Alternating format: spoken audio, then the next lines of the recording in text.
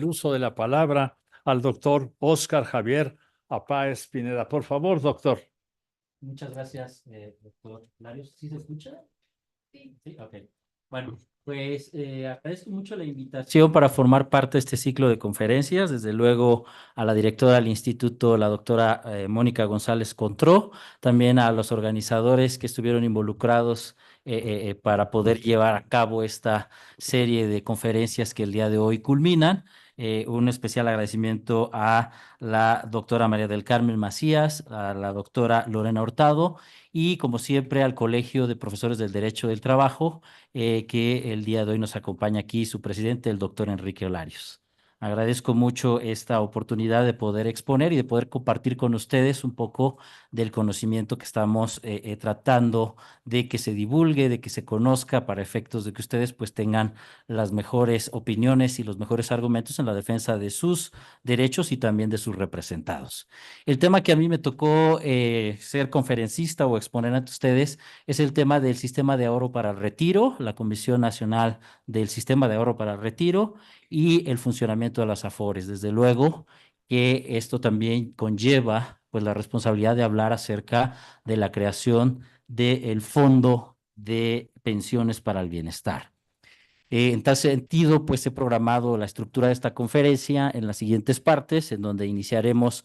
un breve repaso de los aspectos conceptuales básicos para que cuando lleguemos a las conclusiones nos quede un poco claro el sentido de las conclusiones que les presento para discusión.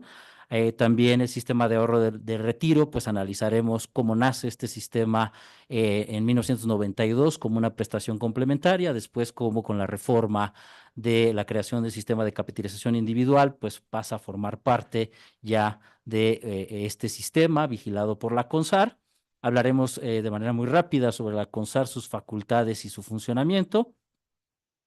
Y explicaremos las AFORES, qué son las AFORES, cómo tienen sus CIEFORES, cómo funcionan de manera general. Y una vez explicado esto, pues abordaremos el tema de por qué la necesidad de una reforma, qué está pasando con esta reforma del Fondo de Pensiones y cómo se está materializando algunas particularidades y desde luego algunas conclusiones al respecto. Pues bueno, de aspectos conceptuales básicos, pues yo quisiera resaltar que es importante señalar que la seguridad social como un concepto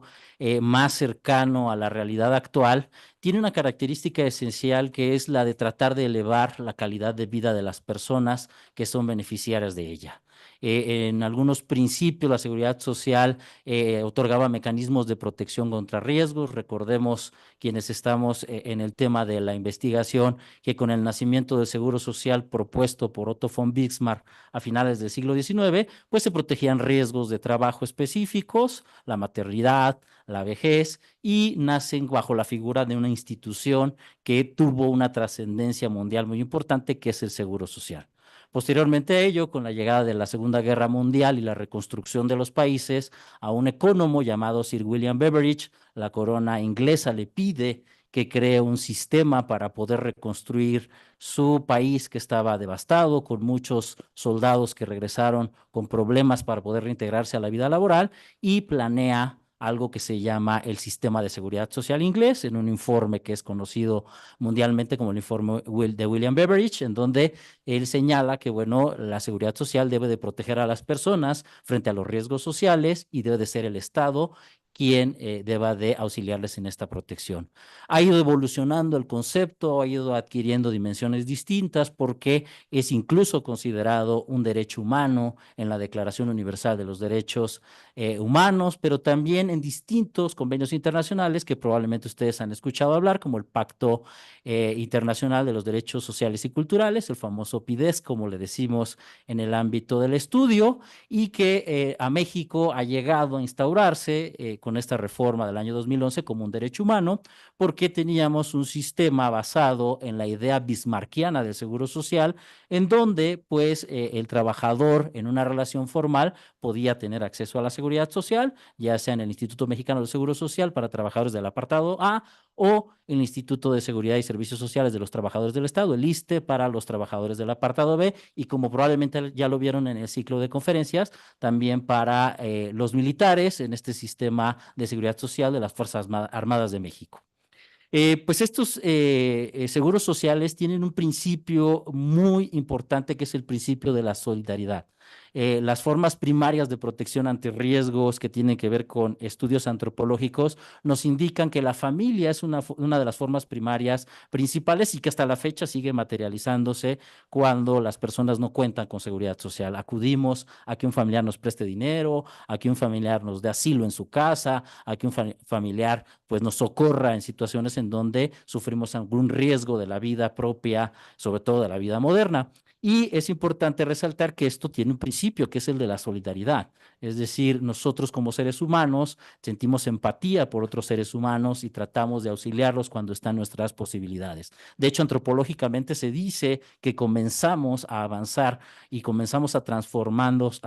en seres civilizados cuando alguien se quedó en la caverna a socorrer a otro alguien que había padecido una fractura o que había presentado una situación de enfermedad. Entonces, este principio de solidaridad pues implica que nos apoyemos mutuamente y es importante porque va a ser muy fundamental para los primeros sistemas de pensiones que se van a diseñar. Los sistemas de pensiones que van a tratar de socorrernos frente a algunos riesgos sociales que son específicamente la invalidez, que puede ser provocada por un accidente no profesional o por un accidente profesional, el retiro, que ya cumplimos un espacio o un periodo que por lo general va de 28 a 30 años de actividades laborales activas, actividades laborales económicas, perdón, activas, la cesantía que hemos llegado a los 60 años, 65, entre 60 y 65, y que ya no podemos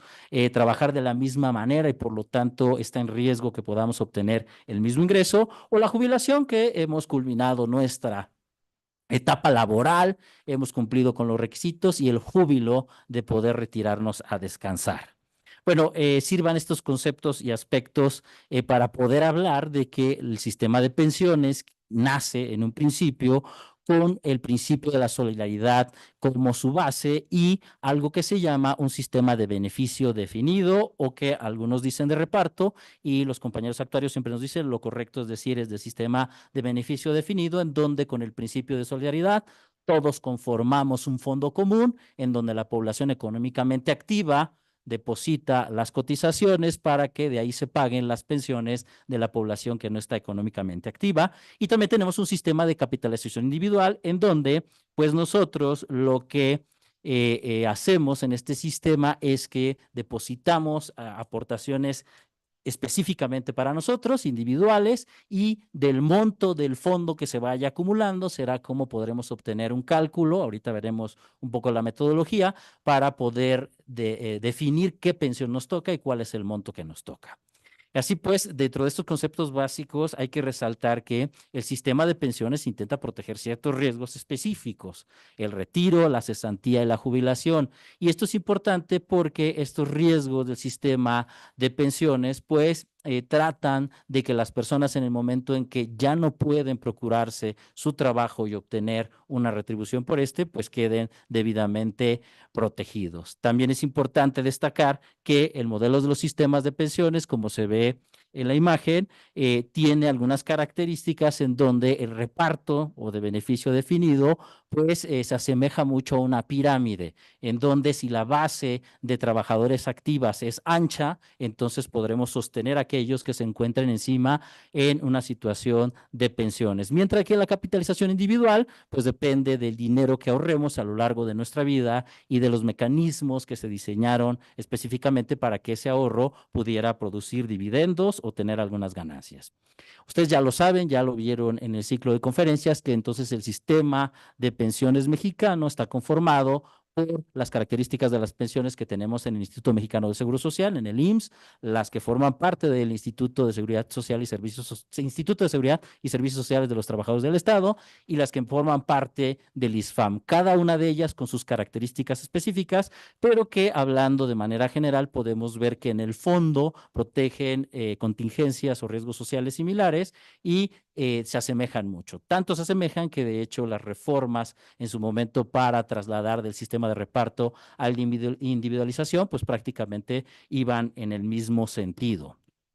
¿Qué pasó con el sistema de ahorro de retiro? Para el año de 1992 se creó mediante una reforma a la ley de seguro social una prestación adicional que se llamaba el ahorro para el retiro, es decir, que se permitía que los trabajadores pudieran ahorrar de manera individual para que independientemente de la pensión que tuvieran, pudieran tener una pensión aparte y este sistema funcionó entre 1992 y 1995. ¿Por qué? Porque, bueno, entre 1994 y 1997, una serie de acontecimientos históricos, sociales, que hicieron necesaria que la transformación del sistema de pensiones fuera ya inevitable. Teníamos ya un decrecimiento del bono demográfico. Yo recuerdo estas campañas muy fuertes cuando yo era niño en los años 80 de que la familia pequeña vive mejor. Y bueno, esto efectivamente a nivel núcleo familiar funcionaba, pero para un sistema de pensiones comenzó a provocar que la población económica activa comenzara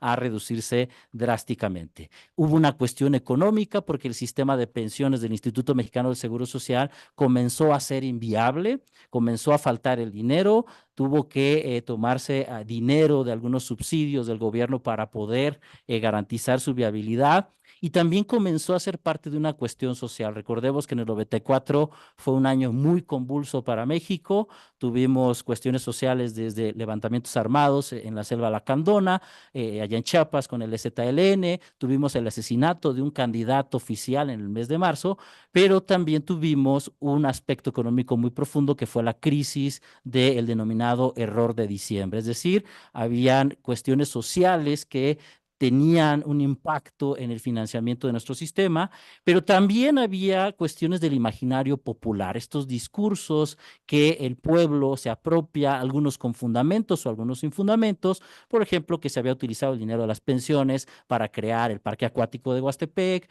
o que para que se pudiera pagar o financiar un equipo de primera división, o que se pagaban pensiones doradas a ciertos funcionarios. Entonces, dentro de esta mezcla de multifactores que teníamos en ese momento, lo cierto es que el sistema de beneficio definido estaba entrando en esta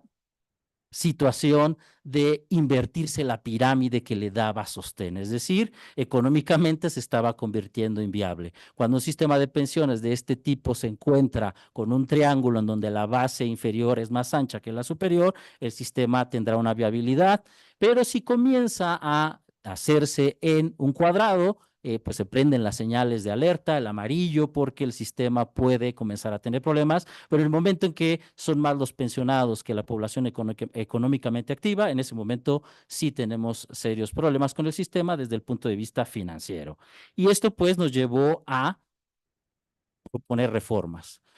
¿Qué había en ese momento histórico y que estaba funcionando? Pues voltamos a ver el modelo chileno de capitalización individual, que en ese momento llevaba aproximadamente unos 10 años ya funcionando, tenía cifras maravillosas porque la capitalización individual había dado como resultado un gran cúmulo de una bolsa que se estaba invirtiendo en activos de distintos tipos, sobre todo de carácter bursátil, y que estaban dando rendimientos que nos hacían pensar en ese momento que podría ser una opción muy importante para que nosotros la pudiéramos adoptar, tanto que efectivamente la adoptamos. Tuvimos una reforma a la ley del Seguro Social que transforma el sistema de capitalización de beneficio definido a un sistema de capitalización individual. Y entonces esta reforma pues va a crear el sistema de ahorro del retiro, el que ahora existe y que absorbe al SAR 92 y crea el nacimiento también de la CONSAR para, ahorita veremos las funciones, pero básicamente es ser la garante de la vigilancia y el funcionamiento de ese sistema de ahorro para el retiro. Va a pasar 10 años para que esta reforma llegue al sector público, a los trabajadores al servicio del Estado, porque al igual que en el Instituto Mexicano del Seguro Social, pues se comenzaron a dar cuenta de que tenían este problema de financiamiento y entonces en el 2007 van a tener que dejar este sistema de beneficio definido y trasladarse al sistema de capitalización individual. La Comisión Nacional del Sistema del Ahorro nace entonces como un organismo descentralizado de la Secretaría de Hacienda y Crédito Público y a ella se le encarga regular, vigilar y supervisar este sistema de ahorro que está basado en algo que se llaman administradoras de fondo para el retiro. Estas administradoras entonces van a estar vigiladas, supervisadas a través de las facultades que la ley del sistema del ahorro para el retiro le otorga a la CONSAR, que entre algunas, las más importantes con las cuales cuenta la CONSAR, pues son facultades de carácter normativo, es decir, establece disposiciones de carácter general que regulan el funcionamiento de estas AFORES y de sus CIEFORES, es decir, de sus sociedades de inversión. La SAR nos va a estar vigilando, nos va a estar dando reglas para la operación, el funcionamiento, va a expedir y modificar aquellas normas que crean que necesiten ser ajustadas o perfeccionadas y también va a aprobar los planes y programas que presentan las AFORES para invertir los recursos de las cuentas individuales de los trabajadores. Además, la CONSAR también cuenta con facultades de supervisión y vigilancia, es decir, que puede iniciar inspecciones y auditorías a las AFORES y a sus CIEFORES. También puede vigilar que las normas estén aplicando de acuerdo a los procedimientos pactados, ¿no? Y en caso de que no sea así, pues atender las quejas y denuncias y proceder a las sanciones que, de acuerdo a su propia ley, está facultada para imponer. Entonces, si ustedes se fijan, prácticamente la CONSAR es la responsable de que en el sistema se esté dando cumplimiento a la función primordial que es que la capitalización individual logre que las personas trabajadoras tengan una pensión de acuerdo a las características con las cuales fue planteado este sistema. Y por último, también la CONSAR tiene facultades de investigación y análisis, es decir, realizar investigaciones que tengan la finalidad de mejorar el sistema, analizar la información que les dan las AFORES y elaborar informes y estadísticas. De hecho, la CONSAR emite cada mes y de manera anual informes sobre los rendimientos, las comisiones y la información necesaria para que las personas trabajadoras puedan tomar la decisión de dónde o en qué AFORE pedir que sus recursos sean manejados. El sistema de capitalización individual del IMSS entonces se transformó y a lo largo del funcionamiento de la reforma ha tenido algunas medidas de perfeccionamiento. Ahorita hablaremos de una de ellas, que fue la del año 2020, pero el CONSAR a lo largo de su existencia ha cambiado, por ejemplo, la clasificación de las CIEFORES, ha establecido montos mínimos y máximos para las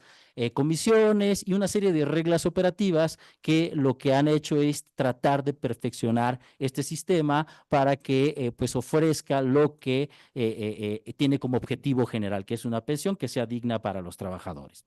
¿Cómo funciona entonces este sistema? Decíamos que existen administradoras de fondo del retiro en el cual, pues, bueno, los trabajadores tienen una cuenta individual que le es trasladada a esta AFORE y la AFORE cuenta a su vez con una sociedad especializada en invertir fondos del retiro, llamada CIEFORES. Y el financiamiento para formar esta cuenta individual sigue siendo tripartito, es decir, hay cotizaciones por parte de los trabajadores, pero también hay aportaciones por parte de los patrones y hay un beneficio indefinido. No podemos saber el monto exacto de la pensión, sino hasta el momento en el cual la persona va a pensionarse. Esto hablando en un aspecto carácter científico, pero sí podemos hacer una proyección. De hecho, tenemos una metodología y ahorita veremos un ejemplo muy claro de esta situación para también desmitificar algunas situaciones. Con esta reforma se provocó que existieran dos tipos de generaciones de personas trabajadoras, aquellos que conservaron sus derechos porque seguían estando trabajando y no se pensionaron en el año de 1997 y que de acuerdo a la reforma les dio la opción de escoger en el momento de llegar a pensionarse si elegían la pensión que se les calcula conforme a la ley de 1973 o si eligen una pensión conforme a la ley del 97. Y desde luego las personas que quedaron en la ley del 97 que prácticamente no tienen un sistema de beneficio definido y no pueden escoger más que el dictamen que les otorgue la aseguradora de acuerdo a lo que ahorraron y a una serie de reglas que ahorita veremos. ¿Qué pasó en el ISSSTE? De igual manera, se instauró el sistema de AFORES, también con un financiamiento que ahora es bipartita porque aquí el patrón es el Estado, pero la característica es que también de beneficio indefinido no podemos saber el monto exacto sino hasta que lleguemos al momento de la jubilación, del retiro, de la cesantía, y provocó dos tipos de generaciones, a diferencia del Instituto Mexicano de Seguro Social. En la reforma del ISSSTE no se otorgó la posibilidad de tener un dictamen que les permitiera a los trabajadores electivos elegir sobre la ley anterior o la reforma de Afores, sino que se les dio la oportunidad de elegir en un famoso décimo transitorio, que tanto la reforma del IMSS como la de el ISSSTE, pues ampliaron las edades para poder retirarse, las edades para la cesantía, las edades para la jubilación y también las semanas necesarias para poder cotizar. ¿Cómo invierten este dinero las AFORES y las CIEFORES? Bueno, pues estas AFORES tienen la obligación de trasladar este dinero a las CIEFORES, que son sociedades de inversión especializadas, que son expertos en temas de inversiones tanto bursátiles como en fondos de los distintos estados a lo largo de todo el mundo, y de acuerdo a una clasificación específica que la CONSAR ha determinado, las CIEFORES generan 5 tipos de conjuntos de cuentas individuales de personas trabajadoras para poder invertir el dinero de esas cuentas en distintos tipos de instrumentos. Dependiendo de la CIEFOR en la cual nos encontremos, habrá mayores candados o habrá la posibilidad de que nuestros fondos puedan estar en fondos de inversión con mayor riesgo. De tal manera que los que se encuentran en la CIEFORE básica para trabajadores menores de 25 años son aquellos que su dinero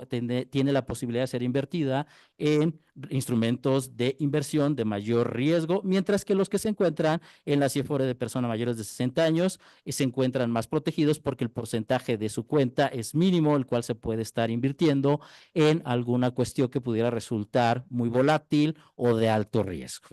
De manera general, pues bueno, las CIEFORES lo que hacen es tratar de lograr que ese dinero tenga el mayor rendimiento y reciben un pago por la administración y desde luego por los logros que vayan alcanzando en materia de inversiones.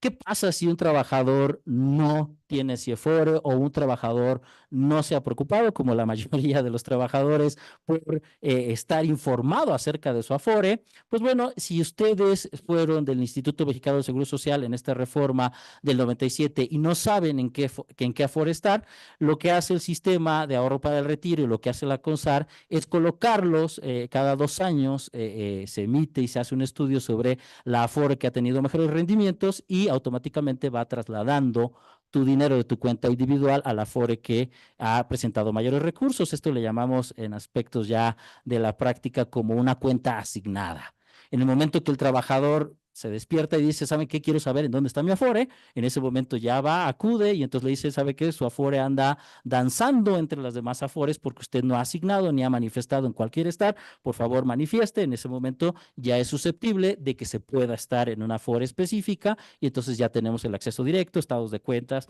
etcétera. En el caso del ISSSTE, pues lo mismo, ¿no? Si nosotros no dijimos en qué AFORE estábamos, la ley decía, váyase directamente al pensioniste, porque las dos reformas contemplaron en un primer momento que se crearan AFORES estatales y se creó una AFORE llamada Siglo XXI y después una AFORE llamada Pensioniste. Estas AFORES de carácter público, que actualmente a la Siglo XXI ya tiene participación de una entidad bancaria, pues son las que nacieron con la finalidad de dar cobijo a aquellos trabajadores que no tuvieron oportunidad de poder elegir en un principio, pero que ahora por estas reglas en el apartado A o en el IMSS hay una asignación específica y en el Instituto Mexicano de Seguro, del ISSSTE, el Instituto de Seguridad y Servicios Sociales de los Trabajadores del Estado, pues probablemente estén en el pensionista. ¿Qué pasa con el trabajador que dejó de laborar, que no sabe qué está pasando con su cuenta individual? Pues bueno, su cuenta individual sigue siendo manejada por la AFORE, no hay un incremento sustancial porque no están las cotizaciones, pero sí hay un cobro por parte de la AFORE, de la administración, de las comisiones y de los rendimientos que llegare a generar, enterará el correspondiente ganancia al trabajador, ¿no?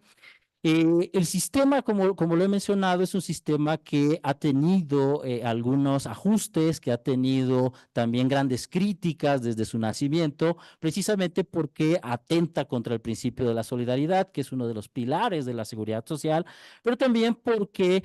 comenzamos a ver que a nuestros hermanos chilenos, cuando llegó el momento de pensionarse de las primeras generaciones, resulta que el sistema no estaba generando el monto suficiente para que los trabajadores alcanzaran por lo menos el último salario que estaban percibiendo. Y esto encendió las alarmas a nivel mundial. En Chile no quiero platicarles todo lo que provocó, pero los que siguieron de cerca el tema sabrán que hubo grandes protestas sociales, que salieron a la calle a marchar y que no terminó muy bien el sistema. Hicieron grandes ajustes porque el sistema no estaba cumpliendo con la finalidad, no estaba dando pensiones dignas para los trabajadores y los trabajadores se sentían incluso defraudados. Aquí en México comenzamos a tener los efectos de las primeras generaciones de trabajadores recientemente, porque sí tomamos en cuenta que la posibilidad más cercana de poder reclamar una pensión es el retiro con 28 años de servicio. Del 97 para acá, si le sumamos 28 o 30 años, resulta que por ahí del 2020, 21, 22, comenzamos a ver que los pensionados o las personas estaban interesadas en pensionarse y empezaron a prenderse las alarmas dentro del sistema porque era necesario hacer ajustes para que el ahorro pudiera garantizar una pensión digna, ¿no? Y resulta que, bueno, en el año 2020 hay una primera reforma que tiene como objetivo incrementar la aportación patronal, que era del 5% a un 13%, también disminuir las comisiones de las AFORES y también establecer un tope tipo Colombia, Chile y Estados Unidos que permitiera tener una viabilidad y que permitiera obtener pues alguna ganancia importante a los trabajadores que garantizara una pensión lo más cercana posible al último salario que habían percibido.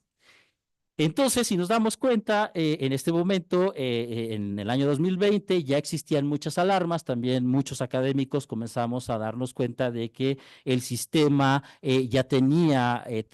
transformaciones importantes para tratar de hacerlo viable, es decir, era perfectible, pero ya advertíamos que tenía serios problemas. También comenzamos a advertir que los trabajadores ya tenían un malestar general por este incremento o requisito de pensionarse, porque en su conocimiento ellos decían, ya te cumplí con 28 años, ya quiero pensionarme, y resulta que se encontraban con el gran obstáculo de que la ley les exigía una edad determinada y que si la tenían y no era la máxima, entonces el porcentaje de su pensión todavía era reducida. Y bueno, pues el ejemplo más claro de que algo estaba mal es que ya los expertos decían, hay que aumentar las cotizaciones y hay que reducir las comisiones porque parece que esto no nos va a dar buenos dividendos. De tal suerte que comenzó a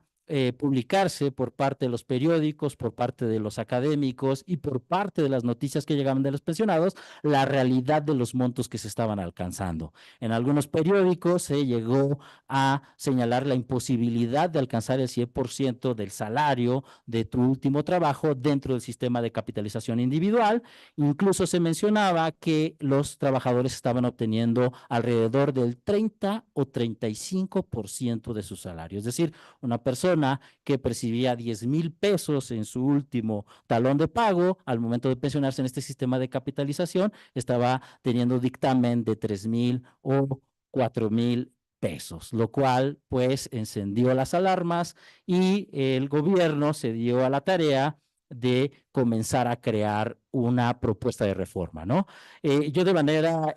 muy didáctica, el día de hoy les traje la información necesaria para que ustedes puedan acceder a la página del Instituto Mexicano del Seguro Social y ahí puedan hacer una simulación de los que les correspondería. Oiga, doctor, pero usted dijo hace un rato que no se puede calcular. Sí, en efecto, no podemos calcular hasta el momento exacto, pero sí podemos tener una proyección. ¿Por qué? Porque, bueno, la ley tiene una fórmula que si se fijan es multifactorial, que en esta fórmula, si nosotros la aplicamos en el momento específico, podemos tener un aproximado de cuánto sería lo que nos correspondería en este momento para poder obtener una pensión. Y este ejercicio que les traigo el día de hoy para ver que el tema sí es alarmante y preocupante, se hace con una persona que gana 10,000 pesos, tiene un sueldo que es promedio, perdón, un saldo actual promedio en una Afore de 200,000 pesos, que nació en los años 80, que se afilió al Instituto Mexicano en el 2006, lleva 900 semanas de cotización, aproximadamente es del género femenino, está afiliada a Banorte Siglo XXI, que es la Afore que nace como una Afore estatal y que tiene una comisión de 0.57%. Si nosotros hacemos el cálculo, nuestra proyección nos va a indicar que su pensión final sería de 7,115,56 pesos, lo cual evidentemente no es el 100% de su último salario. Entonces, más allá de que hubiera notas periodísticas, de que hubiera reflexiones serias y profundas por parte de los académicos, los trabajadores que entran y hacen este tipo de simulación se dan cuenta de que algo tenemos que hacer con el sistema, porque evidentemente hay un detrimento del 30% comparado con el último salario y que mi ahorro no está siendo suficiente para yo por lo menos obtener el último salario. Y esto tiene implicaciones que pues van más allá del hecho económico, porque ya platicando y viendo la realidad de las personas trabajadoras que en sus últimos años planean sus retiros y la etapa final de su vida terrenal, pues tienen contemplado y está diseñada su vida en atención al salario que perciben. Viven en casas que necesitan mantenimiento, pagan cierto tipo de servicios,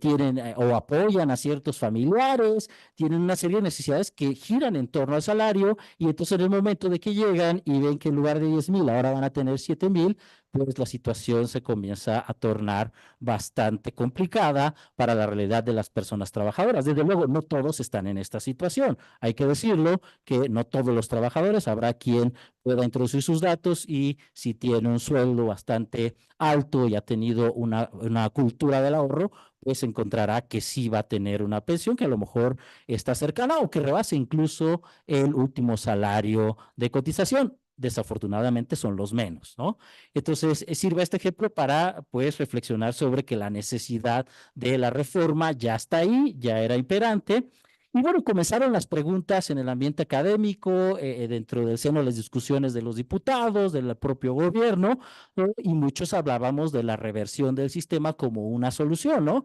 Porque pues este sistema de solidaridad, al fin y al cabo, lo que hace es garantizarnos que el trabajador tenga el 100% de su último salario y pues que todos aportemos. Es decir, si el miedo era que se tiene que subsidiar, pues bueno, ya estamos subsidiando un sistema de pensión universal, ¿no? Y también el Estado, en la reforma del sistema de capitalización individual, adquirió un compromiso de que si el trabajador no alcanza el salario mínimo o los salarios establecidos en la tabla de la ley del Seguro Social considerados como mínimos, pues el gobierno iba a garantizar que su pensión tuviera al menos esos montos. Dentro de estas reflexiones, pues bueno, se tuvo la idea de trabajar en complementar pensiones. Fue la propuesta del gobierno y se anunció un fondo de pensiones para el bienestar, en donde, pues bueno, se hace esta presentación por parte del gobierno, donde nos dicen efectivamente,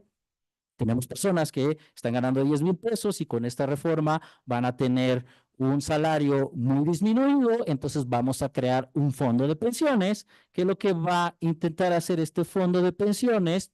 es tratar de nivelar el salario de los trabajadores, por lo menos al salario promedio de cotización que nos diga el Instituto Mexicano del Seguro Social. Y entonces nace la propuesta para crear este Fondo de Pensiones de Bienestar, que se constituye como un fideicomiso público no considerado como entidad paraestatal, ¿no? Y que comienza a generar reflexiones tanto desde el punto de vista académico como desde el punto de vista de los opositores del gobierno en turno, como desde el punto de vista del imaginario popular, ¿no? La función, de acuerdo a la reforma, es que este fondo siempre intente que los trabajadores tengan un monto de un salario que no sea menor al salario promedio de cotización en el Instituto Mexicano y que actualmente es de 16,776 pesos. La propuesta genera entonces muchas preguntas. La principal, como siempre, tiene que ver con el aspecto económico. ¿De dónde vamos a sacar el dinero?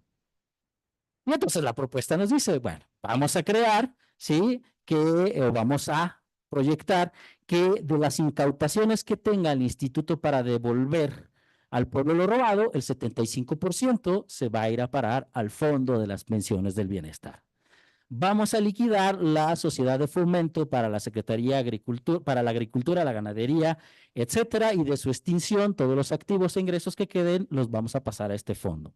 Asimismo, del 25% de las ganancias que se logren obtener en el aeropuerto Felipe Ángeles, en el aeropuerto internacional de Tulum, en el aeropuerto internacional de Chetumal, en el aeropuerto internacional de Palenque,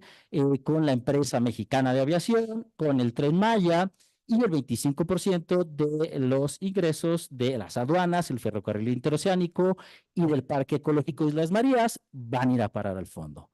También los adeudos que tengan las instituciones de carácter público ante el sistema de administración tributaria o las deudas que tengan con el ISSSTE, pues también van a parar al Fondo de Pensiones del Bienestar y lo que provocó ya la reacción del imaginario popular, los recursos de las cuentas no reclamadas e inactivas de las AFORES.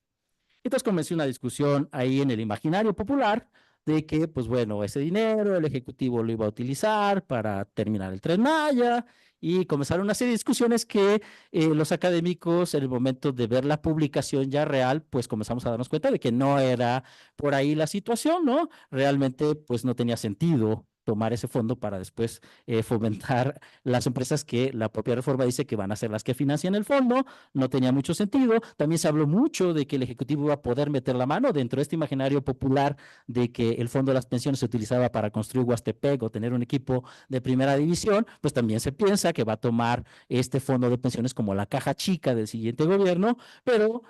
pues hubo una reforma que tuvo dos momentos, ¿no? Esta reforma tuvo dos momentos porque el 30 de abril se extingue este Fondo Nacional de Fomento a la Agricultura, pero también se crean las condiciones necesarias para dar nacimiento a un fideicomiso, en donde el Banco de México va a ser una figura principal y entonces como que también estos argumentos de que pues puede haber un mal manejo comienzan a perder fuerzas, al menos en el discurso político, porque políticamente se había dicho que el fideicomiso era la figura adecuada para proteger algunos fondos públicos, ¿no? En la Corte, en algunos, en el caso CONACYT, ¿no? Y entonces el argumento, el gobierno ahora lo toma y dice, pues voy a formar un fideicomiso y se torna compleja la contraargumentación de atacar un fideicomiso cuando la oposición estaba defendiendo la figura de los fideicomisos, ¿no? También se reforma la ley de responsabilidad presupuestaria para que las facultades del Ejecutivo no puedan intervenir en este fondo y también entonces se desarticula el argumento de que va a poder ser la caja chica del presidente de la República en turno. Y bueno, pues esta figura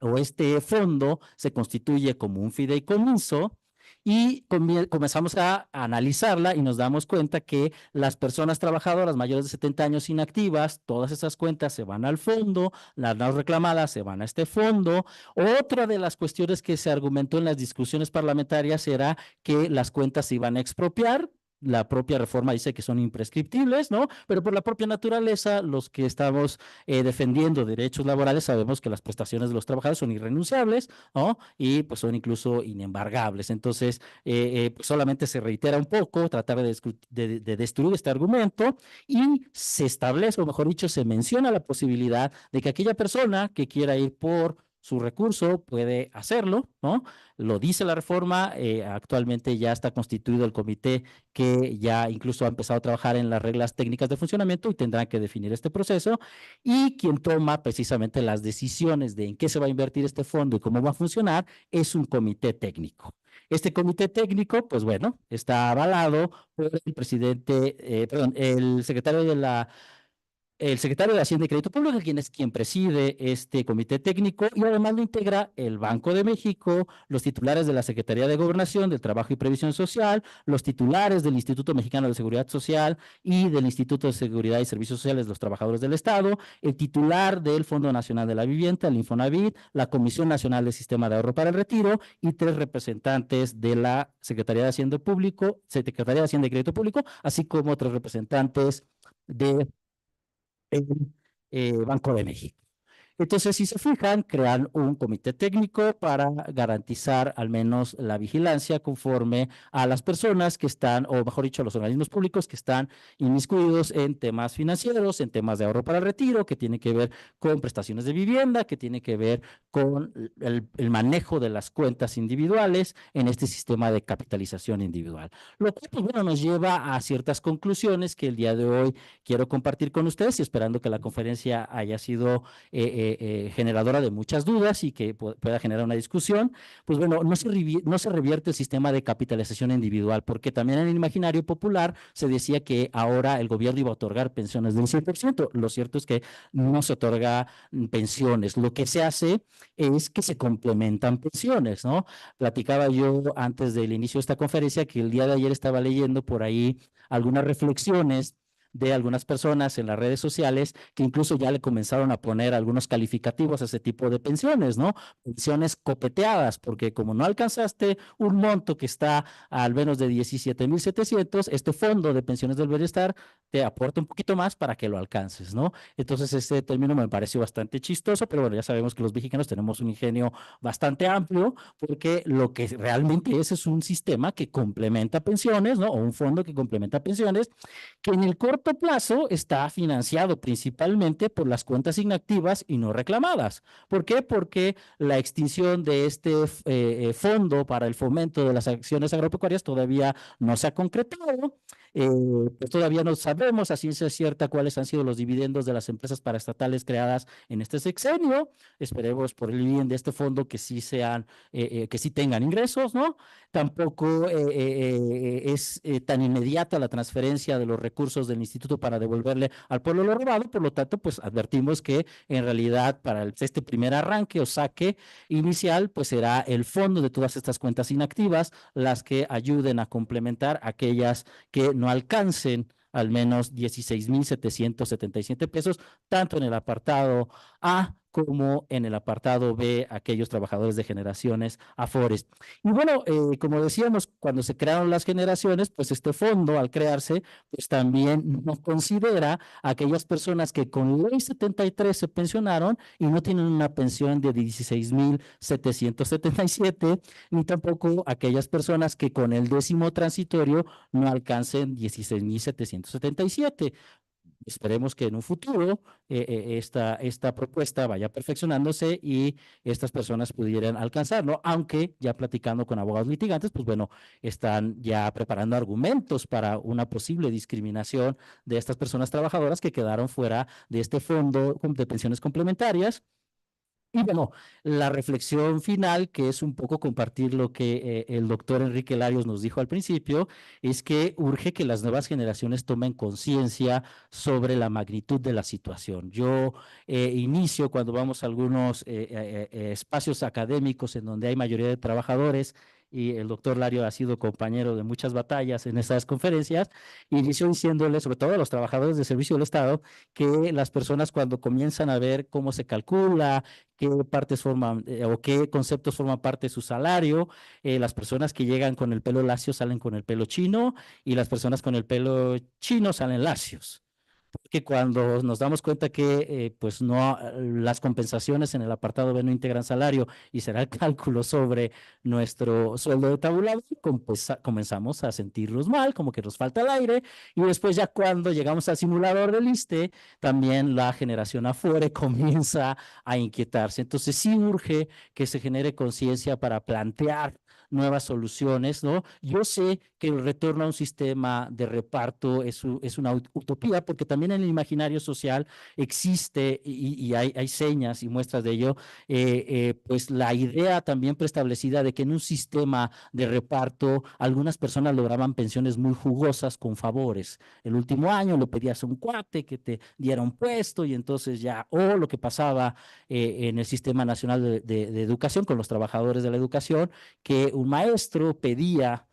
un permiso laboral y la plaza se la rentaba al otro maestro un año para que el último año de cotización obtuviera la famosa jubilación por doble plaza. Y este maestro que pedía el permiso le daba su salario a este maestro que lo recibía, pero el beneficio de este maestro es que trabajaba las dos plazas y el último año le permitía tener una pensión mayor, ¿no? Yo cuando reflexiono sobre este tipo de situaciones hablo de que la responsabilidad del que el sistema haya entrado en crisis no solo fue por cuestiones económicas, sociales, sino que también le abonaron las personas trabajadoras que encontraron resquicios legales para algunas actividades y pues esa es la reflexión que necesitamos que las nuevas generaciones conozcan este tipo de situación que está pasando y logremos hacerlos conscientes para que la nueva propuesta considere a la dignidad de las personas trabajadoras como lo principal en una reforma a nuestro sistema de pensiones. Muchas gracias a todos por su atención.